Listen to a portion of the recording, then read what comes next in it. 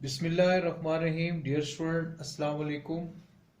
आज हम chapter number 10 congruent triangles exercise 10.1 को डिस्कस करेंगे। ठीक है जी। तो इसमें एक्सरसाइज 10.1 में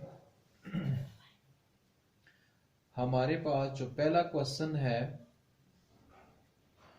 वो क्वेश्चन है, आपके पास एक ज्योमेट्रिकल फिगर दी होगी आपके सामने, ए बी और सी पॉइंट है। यहाँ पे ए को आपने यहाँ तक लेके जाना है, इसको पॉइंट डी के नाम से नोट कर लें। फिर सी से आपने इस पॉइंट तक लेके आना है और इसको आपने ई के नाम से डिनोट कर लिया। इसको एंगल 1 का नाम देंगे, इसको एंगल 2 का नाम देंगे। जहां पे ये दोनों लाइनें इंटरसेक्ट कर रही हैं उसको पॉइंट एफ का नाम देंगे। क्वेश्चन नंबर 1, इसमें आपको A B side congruent to C B side angle 1 congruent to angle 2, ये दोनों चीजें आपको गिवन होंगी। ठीक है जी। आपसे क्वेश्चन ये किया जाएगा, या क्वेश्चन ये है कि triangle A B D is congruent to the triangle C B E. A B D triangle congruent to C B E triangle, ये आपने शो करके बतानी है, प्रूफ करके बतानी है। इसके लिए हम स्टेटमेंट और रीजंस की मदद से इस चीज को हम प्रूफ करेंगे। ठीक है। अब आप देखेंगे कि जो दो ट्राइंगल आपको कॉन्ग्रुएंट प्रूफ करनी है, triangle A B D,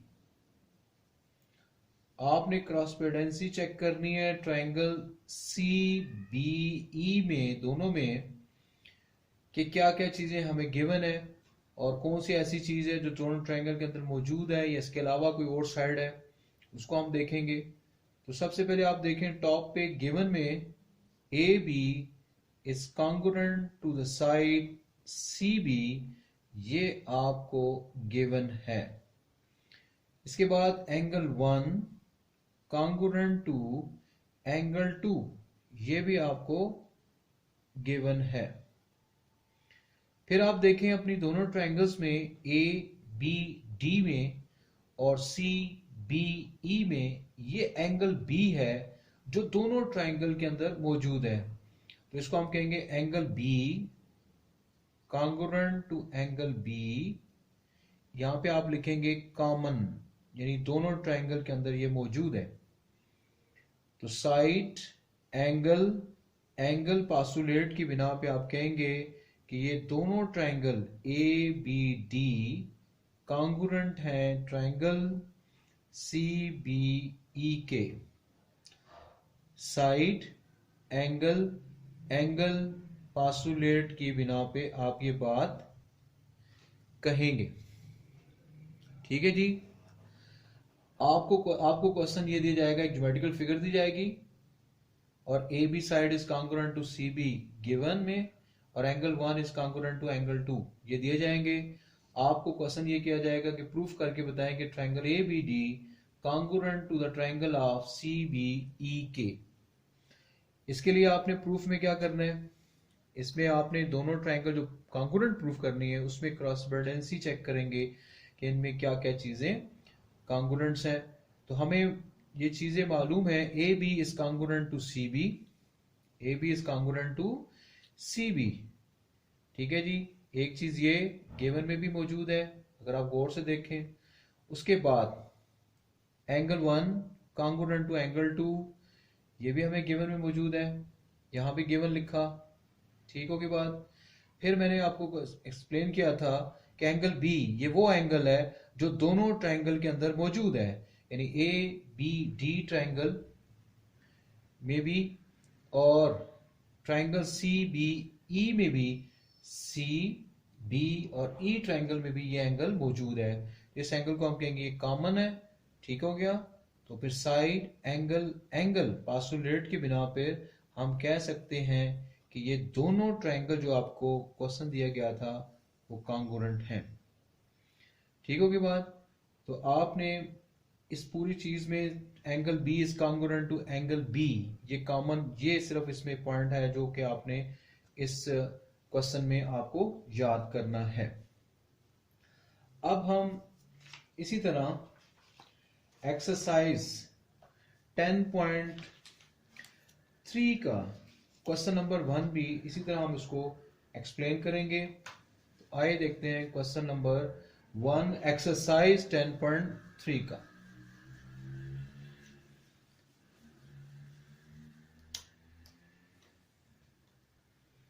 exercise 10.3 question number 1। इसमें भी आपको एक ज्योमेट्रिकल फिगर दी जाएगी। ठीक है। और इस ज्योमेट्रिकल फिगर को आप देख के अंदाजा लगा लेंगे कि कौन सी ज्योमेट्रिकल फिगर है। जी बिल्कुल ठीक, ये एक पैराग्राम है। पैराग्राम को हमेशा ऑर्डर फॉर्म में डिनोट करते हैं, ए बी सी डी। अगर आप इसको स्टडी भी करें तो ए बी सी डी इस तरह भी पढ़ सकते हैं, ए डी सी बी इस तरह भी पढ़ सकते हैं। आप इसको ए सी डी बी नहीं पढ़ सकते, ए डी बी सी इस तरह भी नहीं पढ़ सकते। तो इसको ऑर्डर फॉर्म में पढ़ते हैं कि ए के बाद बी, बी के बाद सी और सी के बाद डी और फिर आखिर में फिर ए के ऊपर। तो इसमें आपको अपोजिट साइड्स जो दी गई हैं कॉन्ग्रुएंट्स, एक साइड दी गई है ए बी जो कॉन्ग्रुएंट है डी सी के, ये आपको दी गई है कि कॉन्ग्रुएंट्स हैं। इसी तरह A D side congruent to B C side, ये भी आपको कॉन्ग्रुएंट गिवन है। तो हम देखते हैं कि गिवन में A B congruent to D C, इसके बाद A D side is congruent to B C side, ये गिवन है हमारे पास। ठीक है, ये गिवन है, ये आपको क्वेश्चन में दिया जाएगा। अब आपसे क्वेश्चन ये पूछा जाएगा कि प्रूफ करें, to prove angle A is congruent to angle C, angle A is congruent to angle C, इसके बाद angle A B C congruent to the triangle angle A D C, यानी कि इस एंगल की बात हो रही है, एंगल B और एंगल D की बात हो रही है। ठीक है, तो इसको मैं ऐसे भी लिख सकता हूं, angle B is congruent to angle D, लेकिन इसमें लिखने का एक मकसद है, वो आप इस स्टेप में देखें। दोबारा मैं पैराग्राफ ड्रॉ करता हूं। ठीक है, ये आपने पैराग्राफ ड्रॉ की, ए बी सी डी। अब आप एक डायगोनल की मदद से आप इसको ज्वाइन कर दें, यानी बी और डी पॉइंट्स को आपने जोड़ दिया, ज्वाइन कर दिया। यहां पे नेम ऑफ एंगल्स दे दें, एंगल 1, एंगल 2, एंगल 3 और एंगल 4। ठीक है, अब आ जाए आगे स्टेटमेंट और रीजंस पे। स्टेटमेंट रीजंस, देखिए आपके पास एक ट्रायंगल ये बनी हुई नजर आ रही है आपकी होगी, और एक ट्रायंगल ये, दो ट्रायंगल आपके सामने हैं। अब इन दोनों ट्रायंगल में देखें क्या क्या चीजें हमें कॉन्ग्रुएंट्स हैं। स्टेटमेंट और reasons. Triangle A B D, और एस्पर्डेंसी चेक करेंगे ट्रायंगल सी डी बी में। ठीक है, आप देखें कि जो आपको गिवन था वो था A B congruent to D C, ये गिवन है। ठीक है, इसके साथ A D congruent to B C, ये भी गिवन है। ठीक है जी, इसके बाद एक चीज आप देखें दोनों ट्रायंगल के अंदर, ए डी बी में और सी डी बी में, ये जो साइड है बी डी वो इस ट्रायंगल के अंदर भी मौजूद है और इस ट्रायंगल के अंदर भी मौजूद है। तो यहां पे आप फिर इस चीज को मैं लिख देता हूं, B D is congruent to B D, और यहां पे ये बात लिखेंगे कॉमन। ठीक है ना, दोनों ट्रायंगल के अंदर ये चीज मौजूद है।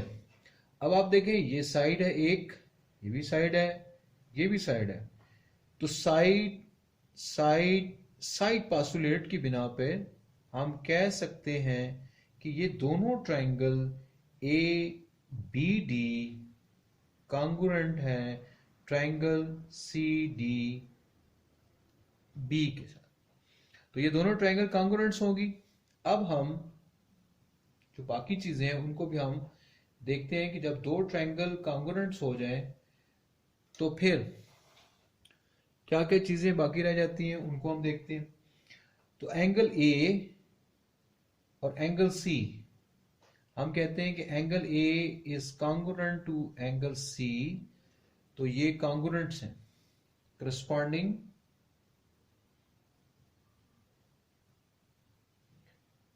एंगल्स। ठीक है, corresponding angles of congruent triangles. Angle A is congruent to angle C. इसके अलावा देखिए जब दो ट्रायंगल आपके पास कॉन्ग्रुएंट हो जाएं तो बाकी जितनी भी साइड्स और एंगल्स हैं उन सबको हम कह सकते हैं कि ये भी आपस में कॉन्ग्रुएंट्स हैं। तो हमने angle 1 is congruent to angle 3 और एंगल 2 कॉन्ग्रुएंट टू एंगल 4। हम इनको भी इसी पासुलेट के बिना पर हम कह सकते हैं कि ये दोनों जो ये दोनों एंगल, एंगल 1 और एंगल 3 और एंगल 2 एंगल 4, ये आपस में कॉन्ग्रुएंट्स हैं। अब आपने क्या करना है कि एंगल 1 और एंगल 2 को आपस में आपने ऐड कर लेना है एडिशन, एंगल एडिशन पासुलेट्स के बिना पर, और इसी तरह एंगल 3 और एंगल 4 को भी आपने ऐड कर लेना है। तो angle 1 plus angle 2 congruent to angle 3 plus angle 4। ठीक है जी, एंगल 4 एडिशन एंगल पासुलेशन के मुताबिक, पासुलेट के मुताबिक आप ये बात लिख सकते हैं, यहां पे इस पे रीजन बेशक लिख लें, एडिशन एंगल्स। अब आप देखें कि अगर 1 और 2, यहां पे 1 और 2 दोनों एंगल्स को ऐड कर दी जाए तो ये एंगल पूरा ए बी सी बन जाएगा। ठीक है जी, इसी तरह एंगल 3 और 4 को मैं ऐड कर लूं तो ये एंगल पूरा ए डी और सी बन जाएगा, जिसको फिर हम लिखेंगे angle A B C congruent to angle A D C. ठीक होगी बात।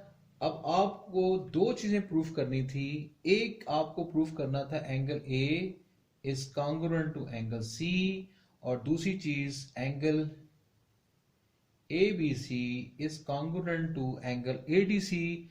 अब आप गौर से देखें तो angle A is congruent to angle C, वो भी का प्रूफ हो चुकी बात, और angle A B C is congruent to the angle A D C, ये भी बात आपने प्रूफ कर दी, और यही हमारा क्वेश्चन था। ठीक होगी बात। अब मैं इस क्वेश्चन को एक दफा फिर रिपीट कर देता हूं। एक्सरसाइज 10.3 का क्वेश्चन नंबर 1 है। आपको एक ज्योमेट्रिकल फिगर दी गई है जो आप गौर से देख सकते हैं कि ए बी सी डी एक पैराग्राम आपको दी गई है, और उसमें आपको कहा गया कि ए बी, ये दो जो लाइनें ड्रॉ की हुई है, इसका मतलब ये है कि ये और ये लाइन आपको बताया गया कि इक्वल है, कॉन्ग्रुएंट्स हैं। तो A B is congruent to D C, और दूसरी साइड है जी A D is congruent to B C. ये दोनों साइड्स आपको दी गई हैं आपस में कॉन्ग्रुएंट्स। गिवन में आपको प्रूफ करना है कि ये angle A is congruent to angle C, angle B is congruent to angle D, ये आपने प्रूफ करके बताना है। तो यहाँ पे देखें, angle A is congruent to angle C clear है, लेकिन एंगल ए बी सी मैंने यहाँ लिखा है एंगल बी की जगह। तो ये इस मकसद है जो आपने देखा कि वो आखिर में जब मैंने इसको बात को लिखा था तो इसमें ये पूरी बात मैंने यहाँ पे एंगल को शो किया था। ये बात एक दो फिर मैं रिपीट कर दूंगा।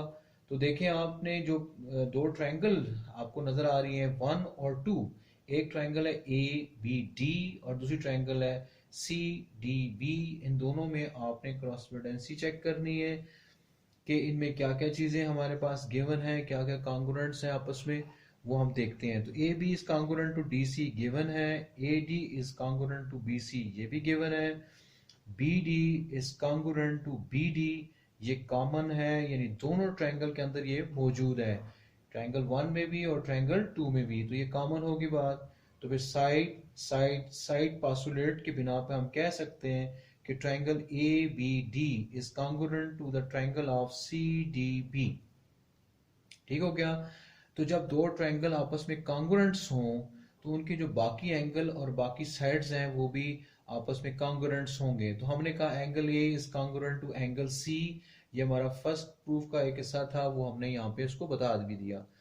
फिर बाकी जो एंगल्स रह गए, एंगल 1 और एंगल 3 ये भी आपस में कॉन्ग्रुएंट। एंगल 1 इस ट्रायंगल में जो जिस पॉइंट पे बना हुआ है बिल्कुल एग्जैक्टली 3 जो है वो डी पॉइंट पे बना हुआ है, तो उसको हम कह सकते हैं एंगल 1 और 3 पार्शली डी का है, ये बी भी पार्शली है, यानी कि आधा आधा बना हुआ है। तो 1 और 3 ये आपस में कॉन्ग्रुएंट्स है। इसी तरह 2 और 4 ये भी आपस में कॉन्ग्रुएंट्स हैं।